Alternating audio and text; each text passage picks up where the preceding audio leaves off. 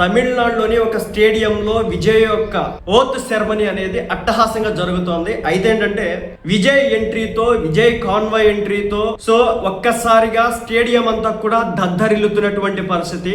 అంటే ఇక్కడ అర్థం చేసుకోవాల్సింది, ఇంతలా దద్దరిల్లడానికి అతను వెనుకున్నటువంటి ఫ్యాన్ బేస్ అని చెప్పొచ్చు. మనందరికీ తెలిసిందే 4 సార్లు గవర్నర్ దగ్గరికి వెళ్ళి గవర్నర్ నో చెప్పడంతో తిరిగి యూటర్న్ తీసుకొని వెళ్ళిపోయినటువంటి విజయ్ నిన్న సాయంత్రం మాత్రమే మెజారిటీ చూపించుకొని ప్రమాణ స్వీకారం చేయడానికి రంగంలోకి దిగిన నేపథ్యంలో రాత్రి 10 గంటలు 9 గంటల ఆ టైంలో ఇదంతా కూడా జరిగింది కదా ఈ తతంగం.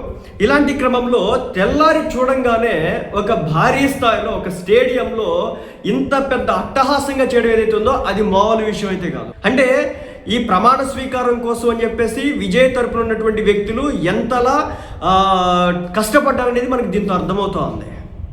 ఈరోజు మీరు ఆ ప్రమాణ స్వీకారం చూస్తుంటే కనుక లక్షలాది మంది జనం కూడా, తమిళనాడు పీపుల్ అంతా కూడా, ప్రజలంతా కూడా టీవీలకు అతుక్కొని మరి ఇది చూస్తున్నారు.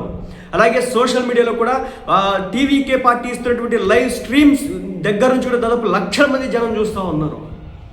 ఎంటైర్ కంట్రీ మొత్తం ఇప్పుడు తమిళనాడుకి సంబంధించి చూస్తూ ఉంది. విజయ్ ఎంట్రీతో, విజయ్ కాన్వాయ్తో, విజయ్ యొక్క స్పీచ్ కోసం అని చెప్పేసి ఆయన ఫ్యాన్స్ కావచ్చు, అక్కడ ఉన్నటువంటి ప్రజలంతా కూడా ఎదురు చూడడం అయితే జరుగుతూ ఉంది. అయితే ఇక్కడ ఇంట్రెస్టింగ్ విషయం ఏంటంటే విజయ్ ఫస్ట్ ఏ ఫైల్ మీద సంతకం పెట్టబోతా ఉన్నాడు.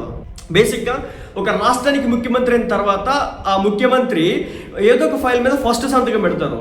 మన దగ్గర చూసుకుంటే కనుక చంద్రబాబు నాయుడు గారు ముఖ్యమంత్రి అయిన తర్వాత ఫస్ట్ సంతకం వచ్చేసి పెన్షన్ పెంచడం అనమాట.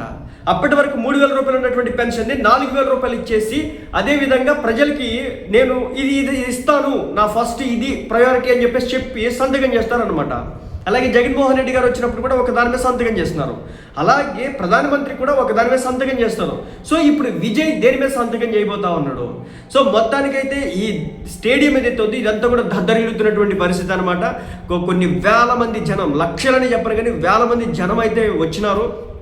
అవుట్ సైడ్ ఆ గేట్ బయట అంతా కూడా కొన్ని కిలోమీటర్ల దూరం వరకు కూడా ట్రాఫిక్ జామ్ అయిపోయినట్టు తెలుస్తూ ఉంది. సో ఆ రోడ్స్ అన్ని కూడా బ్లాక్ అయినట్టు తెలుస్తూ ఉంది.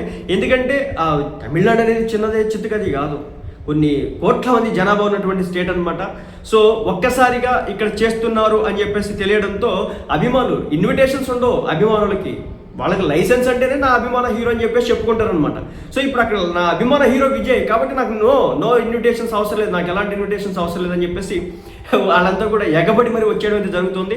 సో దీంతో ఆ చుట్టుపక్కల ప్రాంతాలన్నీ కూడా ట్రాఫిక్ జామ్లు అయితే ఉన్నాయి. మొత్తానికైతే విజయ్ ఎంట్రీతో దద్దరిల్లిపోతున్నటువంటి నెహ్రూ స్టేడియం.